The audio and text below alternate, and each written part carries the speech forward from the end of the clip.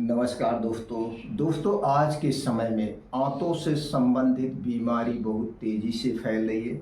जैसे आंतों का कैंसर, आंतों में गांठ होना, आंतों में सूजन होना। दोस्तों ये समस्याएं बहुत तेज़ी से फैल रही। आखिर ये समस्या क्यों हो रही? क्या इससे बचने का कोई नेचुरल तरीका है या कौन सा ऐसा कारण है जिस कारण से समस्याएं सबसे ज़्यादा हो रही?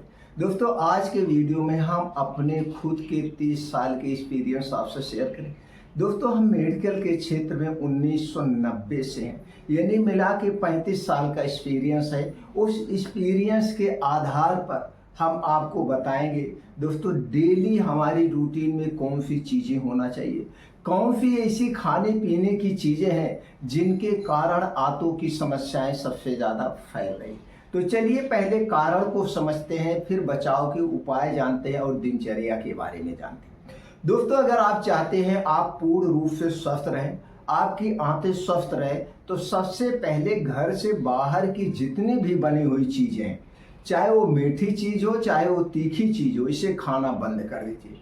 जैसे एक छोटा सा एग्जाम्पल लेते हैं। मान लीजिए दोस्तों आप बहुत ज़्यादा ब्रेड टोस्ट बिस्किट नमकीन खा रहे हैं, तो किससे बना हुआ है? ये दोस्तों मैदे से बना है, चीनी से बना है और इसे रिफाइन या पामोलिन तेल में छाना गया है और उस तेल में छाना जाता है। उसी तेल को बार बार हीट किया जाता है।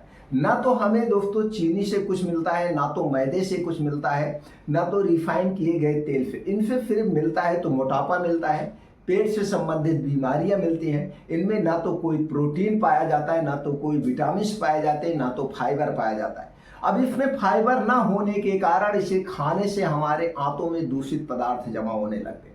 मतलब इसे बनाने में जो प्रोसीजर किया गया है, इसे बनाने में जो प्रिजर्वेटिव डाला गया है, ये सारी चीज़ें जाके हमारी आंतों में जमा होने लगती है। धीरे धीरे आंतों में एक मोटी लेयर बन जाती है और यही मोटी लेयर जब ज़्यादा मोटी हो जाती है फिर आपको कब्ज की शिकायत शुरू होती है, गैस की शिकायत शुरू होती है और यही कब्ज जब पुरानी हो जाती है तो दोस्तों आगे चल करके यही फिर बवासीर का कारण बनती है, भगंदर का कारण बनती है, आंतों में सूजन का कारण बनती है। यही सबसे बड़ा कारण।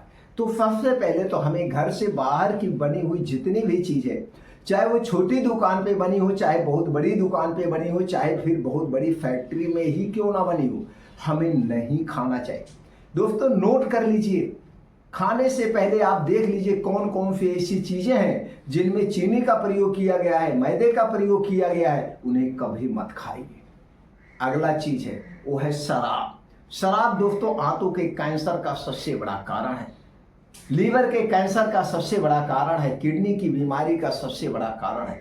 तो दोस्तों शराब चाहे जो भी शराब हो वो नुकसानदेह है। उसके बाद है पान, बीड़ी, गुटखा, तंबाकू, सिगरेट, इन्हें आप छोड़ दीजिए। ये सारी चीज़ें हमारी आंतों के लिए, पूरे शरीर के लिए जहर का काम करती हैं। इसके बाद है ठंडा पेय पदार्थ, चाहे वो ठंडा पानी है, चाहे वो कोल्ड ड्रिंक हो या सॉफ्ट ड्रिंक हो। ड्रिंक के नाम पे जितनी भी चीज़ें आप लेते हैं सारी चीज़ें आंतों के लिए, लीवर के लिए सबसे खतरनाक है। इन्हें खाना आप बंद कर दीजिए। इसके बाद अगला कारण है कम फाइबर वाली चीज़ें। दोस्तों जिसमें कम फाइबर होता है, जैसे मैदा, इसमें कोई फाइबर नहीं है। मैदा इसमें कोई फाइबर नहीं है, बिस्किट, ब्रेड, टोस्ट, इसमें कोई फाइबर नहीं है। तो कम फाइबर वाली चीज़ें अगर आप ज़्यादा लेते हैं तो आप कब्ज के शिकार होंगे।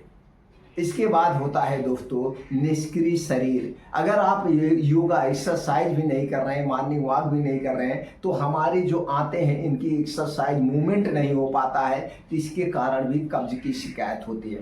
तो ये सारे कारण हैं। अब इन कारणों में से कौन सी कमियां आपके अंदर है, उन कमियों को आप हटा दीजिए, आप आंतों से संबंधित बीमारी से दूर होना शुरू हो जाए। इसके बाद हम बात करते हैं दोस्तों हमारी डाइट कैसी होनी चाहिए, दिनचर्या। दोस्तों अगर हम डाइट की बात करें तो हमारी डाइट 80% नेचुरल चीज़ों पे आधारित होनी चाहिए। नेचुरल चीज़ों की बात करें तो सबसे ज़्यादा हरी साग सब्जियाँ, ताज़े मौसमी फल हमें लेना चाहिए। बीन्स को लेके भिगो के आप अंकुरित करके खा सकते हैं। ड्राई फ्रूट आप लीजिए, भिगो के खाइए। मोटे अनाज का प्रयोग करिए, सिर्फ गेहूं और चावल पे मत डिपेंड रहे। मोटे अनाज की बात करें तो कभी दोस्तों हमें क्या लेना चाहिए, जौ की रोटी, बाजरे की रोटी, मक्के की रोटी, इनकी भी रोटियां खाना चाहिए। इनमें भरपूर मात्रा में फाइबर होता है। इसके साथ साथ इसके साथ साथ हमें डेली योगा प्राणायाम मेडिटेशन करना चाहिए। योगा प्राणायाम मेडिटेशन करने से दोस्तों हमारा जो है गट हेल्थ मजबूत होता है। इसके बाद कुछ केगल एक्सरसाइज होती है। नाभ के नीचे के जितने भी आर्गन है मजबूत बनाने के लिए हमें रोज आधे घंटे केगल एक्सरसाइज करना चाहिए। केगल एक्सरसाइज कैसे करना है इससे संबंधित यूट्यूब पे वीडियो बहुत सारी मिल जाएगी, आप देख करके केगल एक्सरसाइज को अपने डेली रूटीन में शामिल करिए दोस्तों। अनुलोम विलोम कपालभाति कम से कम 10-10 15-15 मिनट करिए। ऐसा करने से आप हमेशा स्वस्थ और निरोग रहेंगे। इसके साथ साथ अपने खाने में परिवर्तन करिए। जब तक आपको खूब अच्छी सी भूख ना लगे कुछ भी मत खाइए, और खाने का एक नियम अपना लीजिए। वह नियम है रात का खाना सूर्य डूबने के 1 घंटा पहले खाइए और सुबह का खाना 9 बजे के बाद, यानी सूर्योदय के 2 घंटे के बाद आप खाना शुरू करिए। यानी कि सीधी सी बात है, दिन में आप खाइए, काम करिए, और जैसे ही सूर्य डूब जाए इसके बाद हमारे शरीर को आराम चाहिए, पूर्ण रूप से आराम चाहिए। हमें कुछ भी नहीं खाना है, आराम करना है दोस्तों। सूर्य डूबने के बाद हमारा पाचन तंत्र स्लो हो जाता है। अगर हम सूर्य डूबने के बाद खाना खाते हैं, अगर हैवी खाना खाते हैं तो दोस्तों ये बीमारी का 80% कारण होता है। ये खाना जल्दी से डाइजेस्ट नहीं होगा, हमारे पेट में पड़ा रहेगा, और जितने देर तक ये पेट में पड़ा रहेगा फिर ये खाना सड़ने लगता है, गैस कब्ज एसिडिटी का कारण होता है। इसीलिए आज के समय में लोग गैस एसिडिटी से परेशान हैं।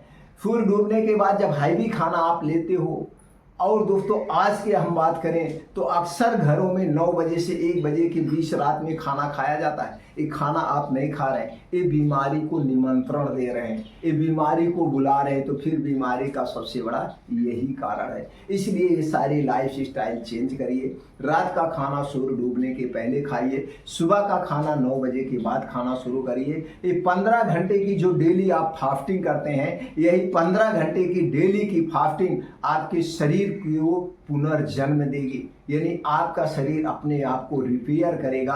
अगर आपको ऐसा लग रहा है तो दोस्तों 120 दिन के लिए प्रैक्टिकल के तौर पे आजमा लीजिए, यानी 4 महीने करके देखिए। 4 महीने में आपके शरीर में कोई भी छोटी बड़ी बीमारी है अपने आप ठीक होना शुरू हो जाएगी, क्योंकि आपकी इम्यूनिटी स्ट्रांग होगी, आपको अच्छी सी नींद आने लगेगी, शरीर के सारे दर्द वर्द सब दूर हो जाएंगे। दोस्तों ये प्रैक्टिकली अनुभव मैं बता रहा हूँ, और मैं अपने डेली पेशेंटों को यही बताता हूँ, और डेली पेशेंटों में दोस्तों वो उसे फॉलो करते हैं। मैं बिना दवा के उन्हें स्वस्थ और निरोग बना रहा हूँ। फिर मिलते हैं दोस्तों अगले वीडियो में।